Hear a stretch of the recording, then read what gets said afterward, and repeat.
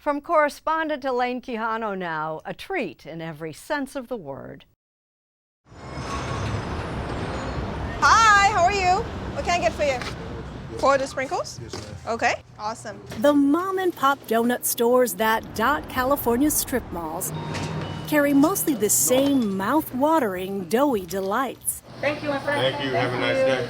But beyond the rows of glazed chocolate and sprinkles lies a different kind of richness in the stories of the Americans behind the counter. Hi, come on in. Roughly 80% of donut shops in California, that's well over 1,000, are owned by Cambodian refugee families. Soon the streets were choked with refugees. They arrived in America in the late 1970s and early 80s, seeking safety as the communist Khmer Rouge committed genocide in Cambodia's killing fields. Millions were executed or disappeared. Many who escaped settled in California and found work in donut shops. We immigrated right after the genocide. Teresa Ngo owns Blinky's Donuts. Her family has owned donut stores since the 1980s. I mean, at the beginning, once you get here, you don't speak the language and you have family that offers you a job, and next thing you know, they've been doing it for their whole life.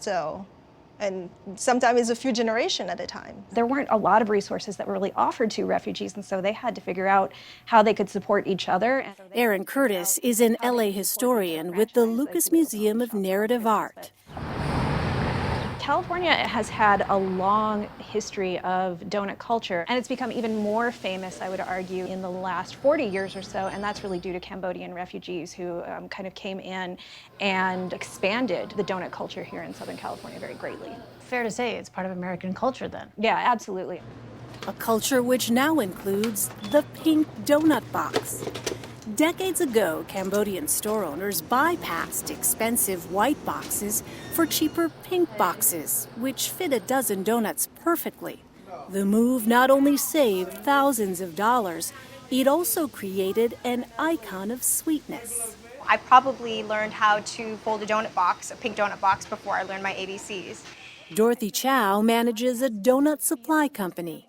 The daughter of Cambodian refugees, she grew up working in several of her parents' stores. Nice to see you. And considers herself a donut kid. I mean, there were some days that I worked maybe 12, 13, 14-hour days. But then now as I'm older, I can look back at it with pride. Like I am a part of something bigger. I am part of this whole journey that our parents have been on. They came here with nothing. They needed all the help that they could with the donut shop, and we were there to help them and support them whenever we can. A story which is now being unboxed. That common shared experience of the donut is very American.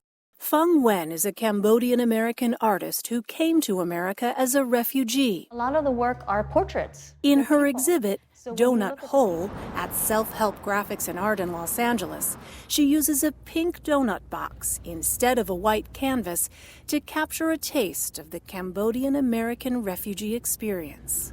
It's not canvas, it's a throwaway cardboard box. Underneath the sweet of the donut is actually intergenerational trauma and pain. Phung's art focuses in large part on the second generation. She juxtaposes childhood images of donut kids with the portraits of the adults they've become.